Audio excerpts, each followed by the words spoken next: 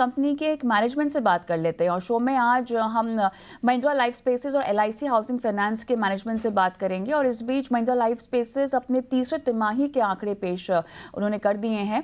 खास बातचीत के लिए हमारे साथ एमडी सीईओ अमित कुमार सिन्हा भी जुड़ गए हैं। अमित साहब, स्वागत है आपका हमारी इस पेशकश में। और Q3 परफॉर्मेंस की बात करें तो रेवेन्यू में थोड़ी सी कमी आती हुई हमें साफ तौर से दिखाई दी है, ईयर ऑन ईयर्स खास तौर से अगर इसको कंपेयर किया जाए। लेकिन नेट प्रॉफिट आपने जो है उसमें अपटिक दिखाने में कामयाबी हासिल की है ईयर ऑन ईयर। लेकिन ये बताएं कि अब ओवरऑल व्यू नंबर्स को लेकर और पिछले क्वार्टर से अगर हम नेट लॉस को कंपेयर करें तो आप क्या कुछ बता पाएंगे?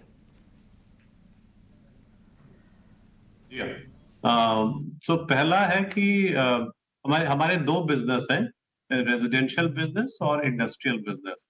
रेजिडेंशियल बिजनेस जो है वो रेवेन्यू रिकॉग्निशन जो होता है वो जब प्रोजेक्ट को फाइनल ओसी मिल जाता है और कई बार अप्रूवल प्रोसेस में थोड़ा टाइम लगता है।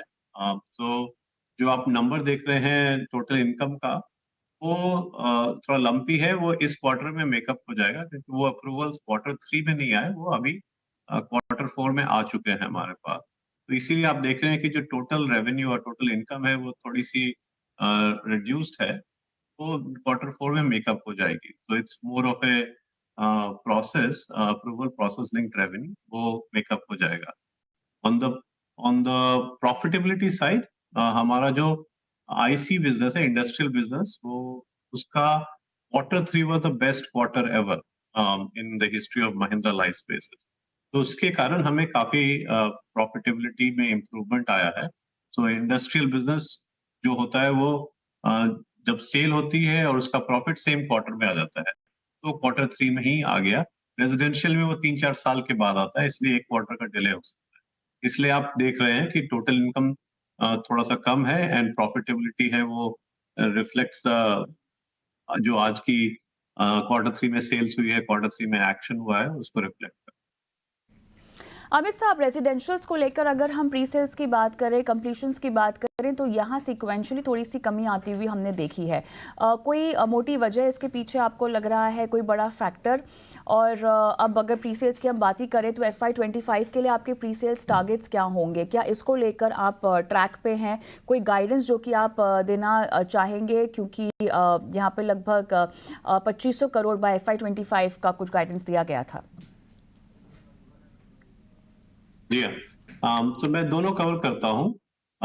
हमारा आप सही बोल रहे हैं कि जो हमारा प्री सेल्स थोड़ा सा सबड्यूड लग रहा है, लेकिन मैं एक क्लैरिफाई करना चाहूंगा कि हमारे सबसे बड़े लॉन्च जो है वो क्वार्टर 4 में हो रहे हैं। अभी तक हमने 4 लॉन्च किए हैं, वो डिफरेंट फेज के जो पुराने लॉन्च के डिफरेंट न्यू फेज को लॉन्च किया है। तो जरा ज्यादा प्री सेल्स आता है कि आप एक बड़ा और नया लॉन्च करें, तो वो हमारे सारे बंडल्ड अप हो गए हैं क्वार्टर 4 में। सो आप क्वार्टर 4 में देखेंगे इसका नए लॉन्चेस का इम्पैक्ट। लेकिन जो महत्वपूर्ण बात यह है कि जो हमारे 9 मंथ का रिजल्ट देख रहे हैं वो पिछले फाइनेंशियल ईयर 9 मंथ में F23 till December was sustenance sale, जो लॉन्च कर चुके हैं उसका जो सस्टेनेंस सेल्स आता है वो 330 करोड़ था, करीब 323 करोड़। और इस फाइनेंशियल ईयर में वो सस्टेनेंस सेल 3 टाइम्स हो चुका है। क्योंकि ऐसा, जैसे मैंने बताया कि न्यू लॉन्च क्वार्टर 4 में हो रहे हैं, लेकिन हमारा जो सस्टेनेंस सेल्स FY23 9 मंथ से F24 9 मंथ में 3 टाइम्स हुआ है। तो दिखाता है कि हमारी ब्रांड में कितनी स्ट्रेंथ है। महिंद्रा लाइफ स्पेसेस को लोग अभी काफी पसंद कर रहे हैं और वो उन पुराने प्रोजेक्ट जो लॉन्च हुए थे उसमें खरीद रहे हैं। वो हमारे लिए काफी अच्छी बात है। और जैसे ही क्वार्टर 4 में हमारा जो लॉन्च होगा, जो अभी कांडीवली का हमारा net zero project called Mahindra Vista is one of our biggest launch for this financial year, वो अब हो रहा है, हो चुका है, अप्रूवल्स आ गए हैं। वो इस क्वार्टर में काफी जंप देगा और अगले क्वार्टर में भी हेल्प करेगा। उसके बेसिस पे हम लोग कॉन्फिडेंट है कि जो हमने 2500 करोड़ प्री सेल्स FY2025 में गाइडेंस दिया था, वो हम लोग अच्छे से मीट एंड होपफुली एक्सीड कर सकेंगे। 5x ग्रोथ के जो आपने टारगेट रखे हैं वो आपको क्या थोड़े एग्रेसिव नहीं लग रहे हैं अगले 5 साल में? जो आप भरोसा जता रहे हैं उस भरोसे के पीछे आप गाइडेंस क्या देना चाहेंगे? और जिस तरह से बूम पूरे रियल एस्टेट सेक्टर में दिखाई दे रहा है, क्या इसको एक साइकिल के तौर पर हमें मान लेना चाहिए जो आई और गई, या आपको लगता है कि ये थोड़ा सा मोमेंटम बरकरार रहेगा लंबे समय तक? जी हाँ, ये बहुत अच्छा क्वेश्चन है आपका, क्योंकि रियल एस्टेट, तो मैं इसका प्रश्न का 3 पार्ट में आंसर करता हूँ। पहला पार्ट है जो मैक्रो सिचुएशन कैसी है। आप देख रहे हैं कि रियल एस्टेट जो इंडस्ट्री है वो करीब 10 साल तक प्रैक्टिकली फ्लैट थी, स्टैग्नेंट थी, ज्यादा ग्रोथ नहीं आया था। कुछ मार्केट्स में ग्रोथ आया था, कुछ मार्केट्स में रिडक्शन भी आया था, बट ओवरऑल 2012 से 2020-21 तक मार्केट फ्लैट थी। कोविड के बाद काफी मोमेंटम आया, हम लोग 3 ईयर उस मोमेंटम को देख चुके हैं। जो हमारा असेसमेंट है फ्रॉम ए मैक्रो पर्सपेक्टिव, ये 5 से 7 साल का साइकिल है, वो 2028 तक स्ट्रॉन्ग चलना चाहिए। काफी डिमांड है कस्टमर्स में, मेट्रोज में काफी डिमांड है, जहाँ पे हम लोग फोकस कर रहे हैं। हम लोग महिंद्रा लाइफ स्पेसेस मुंबई में फोकस कर रही है, पुणे में फोकस कर रही है, बेंगलुरु में फोकस कर रही है। इंडस्ट्रियल में हम लोग जयपुर, चेन्नई, अहमदाबाद, 1-2 और नए लोकेशंस हम ला रहे हैं। तो हमारा व्यू है कि मैक्रो पर्सपेक्टिव से रियल एस्टेट इंडस्ट्री काफी स्ट्रांग है, और टेलविंड्स ऐसे हैं कि वो 4-5 साल उसको अच्छे से ग्रोथ में लेके आएगा। सेकंड पार्ट है कि हम लोग उस ग्रोथ को कैसे कैप्चर करें। तो आपने देखा ही होगा कि महिंद्रा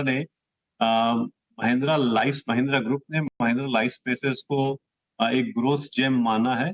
वो चाहते हैं हम लोग को जितना सपोर्ट दिया जा सके, ब्रांड से, फंडिंग से, रिसोर्सेज से, इन्वेस्टमेंट से, वो सारा support Mahindra group Mahindra life spaces को दे रही है और देती रहेगी।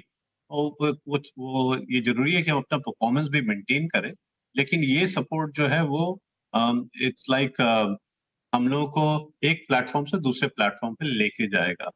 और आप जानते हैं कि महिंद्रा नाम के कारण हमें कॉस्ट ऑफ फंडिंग में काफी बेटर कंपेरेटिव रेट्स मिलते हैं कंपेयर टू द इंडस्ट्री।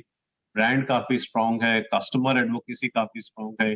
ये सब चीजें हमें अच्छे से पोजीशन कर रही है जो माइक्रो में।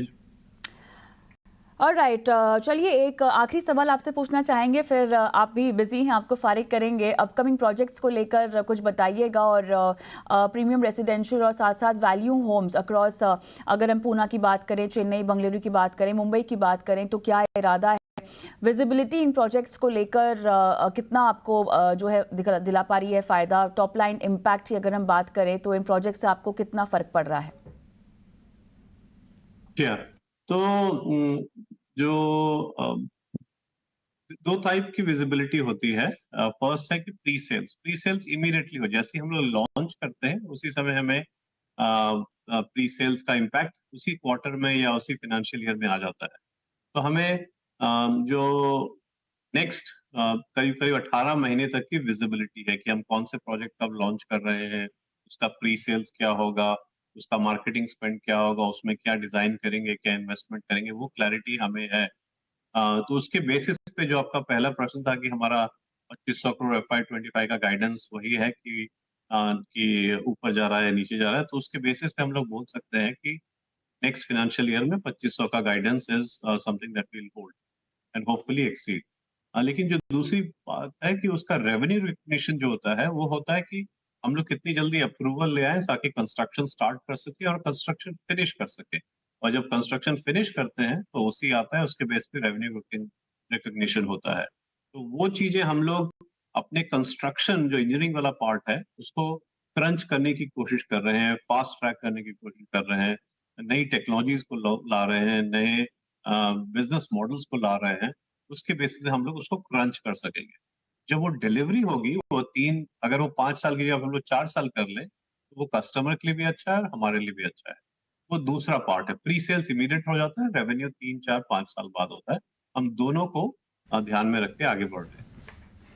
चलिए अमित सिन्हा साहब, अच्छा लगा आप जुड़े और नतीजों पर विस्तार से हमसे बातचीत की। आने वाले तिमाहियों में अपनी रणनीतियां जो है साझा की दर्शकों के साथ। धन्यवाद आप।